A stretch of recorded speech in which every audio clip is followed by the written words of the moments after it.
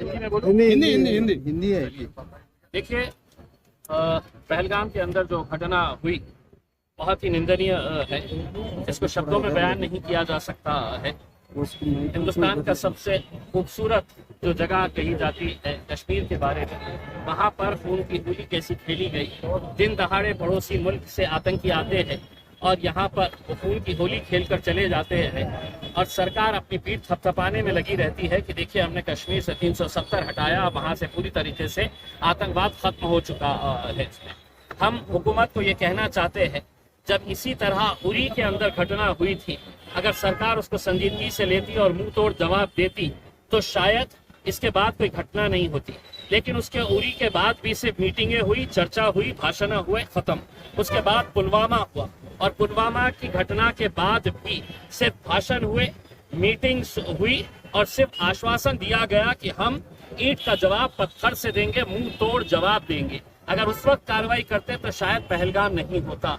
लेकिन अब पहलगाम हुआ है तो हम उम्मीद कर रहे थे कि ये घटना के 24 घंटे के अंदर 56 इंच का सीना दिखाकर नरेंद्र मोदी साहब कड़ी से कड़ी कार्रवाई करें, पड़ोसी मुल्क को और दुनिया को ये बताए कि अगर हमारे मुल्क में अगर कोई गलत कोई हरकत करता है, अगर हमारे मुल्क में कोई आतंकी कार्रवाई करता है तो उसका हश्र क्या होता है, ये दुनिया को और भारत का एक एक नागरिक इसको देखना चाहता है। लेकिन दुर्भाग्यवश अभी भी सिर्फ चर्चाएं हो रही है, मीटिंग हो रही है, और ये बताया जा रहा है कि हम जड़ से खत्म कर देंगे। हम उनसे पूछना चाहते हैं कब खत्म करेंगे, जल्द से जल्द इसके ऊपर कार्रवाई करें। और हम पूरे देशवासियों को आश्वासन देना चाहते हैं कि सरकार जो फैसला करेगी उसके पीछे हम पूरी ताकत के साथ खड़े रहेंगे।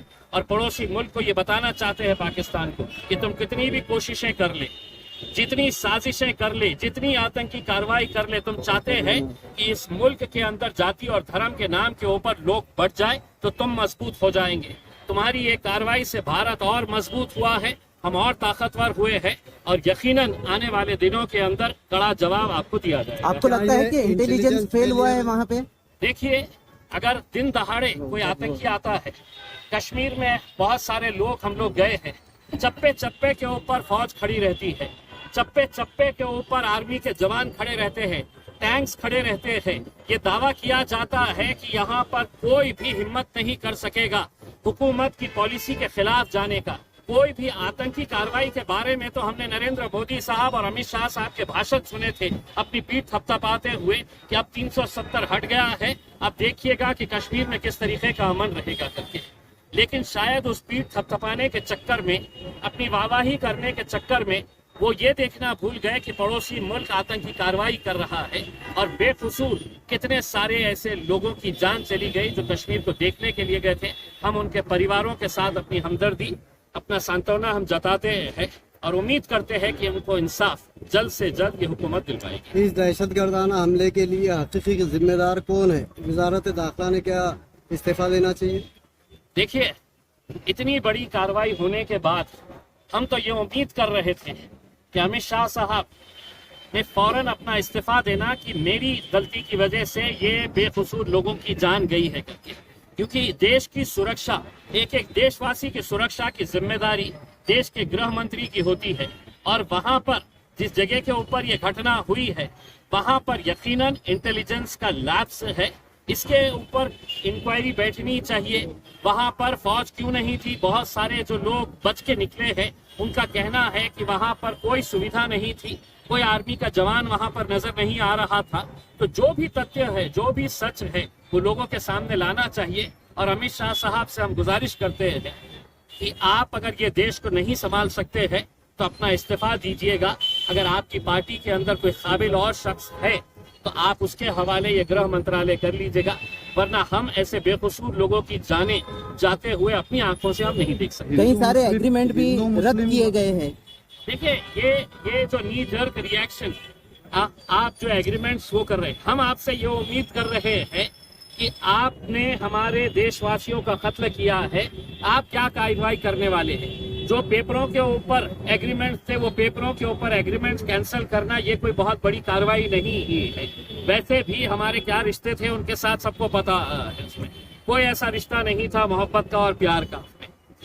तो अगर आप सिर्फ देशवासियों को ये गुमराह कर रहे हैं कि हमने ये एग्रीमेंट कैंसिल कर दिए हैं, वो एग्रीमेंट कैंसिल कर दिए हैं, तो अभी भी आप देश को गुमराह कर रहे हैं। आप ये बताइए कि हमारी फौज जो इतनी ताकतवर है, जिसका हमें अभिमान है, गर्व है, वो उसको क्या आदेश दिया जाता है कि आगे की कार्रवाई क्या करें। आज ऑल पार्टी मीटिंग रखी गई थी, उसे किस तरह से देखते हैं आप? देखिए, आज ऑल पार्टी मीटिंग के अंदर क्या हुआ है, जो उरी के बाद हुआ है, जो पुलवामा के बाद हुआ है, जो पहलगाम के बाद हुआ है, चर्चा हो रही।